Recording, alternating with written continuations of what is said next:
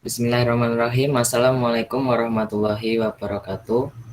Nama saya Muhammad Hasan Nasrullah dan dua teman saya Sofita Hidayatul Maghfirah dan Sri Indrayani akan menjelaskan tentang etika profesi. Next. Untuk materi bahasan kali ini ada 6. Yang pertama pengertian etika, yang kedua etika filsafat dan ilmu pengetahuan, yang ketiga nilai, etika, moral, dan norma kehidupan, yang keempat pelanggaran etika dan kaitannya dengan hukum, yang kelima macam-macam etika di masyarakat, yang terakhir tantangan etika masa depan. Next. Etika berasal dari bahasa Yunani yang yaitu ethos yang artinya adat istiadat atau kebiasaan yang baik. Etika merupakan kebiasaan manusia berdasarkan kesepakatan, berdasarkan ruang dan waktu yang berbeda pada situasi tertentu. Next. Hubungan antara etika, filsafat, dan ilmu pengetahuan. Ilmu pengetahuan merupakan segala sesuatu yang telah disusun untuk menjelaskan gejala dalam bidang tertentu. Filsafat merupakan ilmu pengetahuan yang digunakan untuk menafsirkan kehidupan manusia. Etika merupakan ilmu pengetahuan yang mempelajari baik buruknya kehendak dan perlakuan manusia. Next. Selanjutnya yaitu nilai, etika, moral, dan juga norma. Untuk nilai yaitu kualitas dari suatu objek yang dijadikan sebagai parameter acuan dalam bersikap dan berperilaku. Untuk etika itu berasal dari bahasa Yunani ethos atau yang artinya custom. Itu etika itu biasanya dikaitkan dengan tindakan baik buruknya seseorang. Untuk moral sendiri itu merupakan suatu perwujudan dari baik atau buruknya tingkah laku dan perbuatan manusia. Nah, sedangkan norma itu berasal dari bahasa Belanda atau norm yang artinya pedoman, itu merupakan segala aturan dan harapan di masyarakat yang memandu segala perilaku dan tindakan oleh seluruh elemen masyarakat.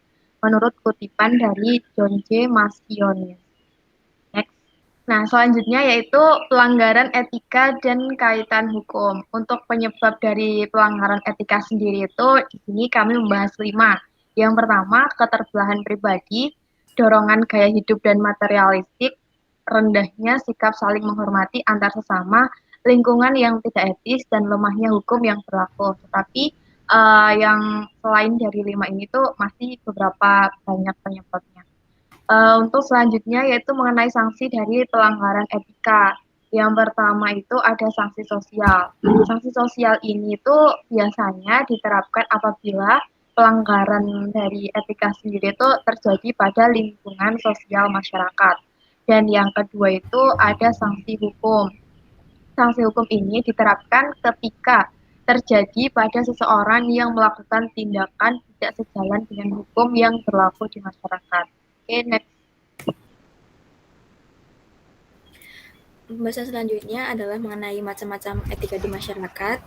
Jadi, macam-macam etika di masyarakat ini dibagi menjadi 2. Yang pertama ada etika normatif, yang membahas tentang norma yang menuntun manusia berperilaku dalam kegiatan sehari-hari.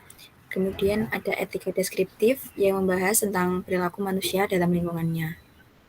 Next. Dan ini adalah bagian norma menurut Sonny Graff, dibagi menjadi 2. Yang pertama ada norma umum yang memiliki nilai universal, dan norma umum ini dikelompokkan lagi menjadi 3. Yang pertama ada norma sopan santun, kedua norma hukum, dan ketiga norma moral. Kemudian norma khusus ini merupakan aturan yang berlaku dalam bidang kegiatan dan lingkungan tertentu. Next. Selanjutnya adalah struktur etika. Jadi etika ini dibagi jadi 2, yaitu ada etika umum dan ada etika khusus. Setelah itu etika khusus dibagi menjadi 2 lagi, ada etika individual dan ada etika sosial.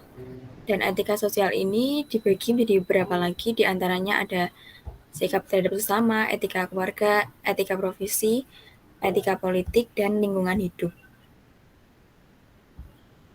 Next. contoh dari etika profesi ini sangat bermacam-macam.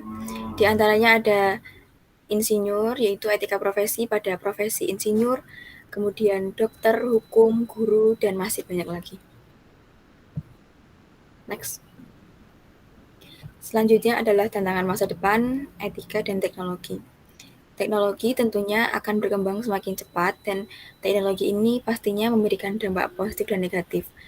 Teknologi bisa membantu manusia dalam berbagai hal, tapi dengan kemudahan tersebut bisa menyebabkan manusia jadi kehilangan fungsi dari mental tersebut. Dan sehingga kita sebagai manusia harus bisa menggunakan teknologi ini sebaik mungkin agar bukan manusia yang menguasai teknologi, tapi manusia bisa mengendalikan teknologi. Jadi, sekian presentasi dari kelompok kami. Kurang lebihnya kami mohon maaf. Wassalamualaikum warahmatullahi wabarakatuh.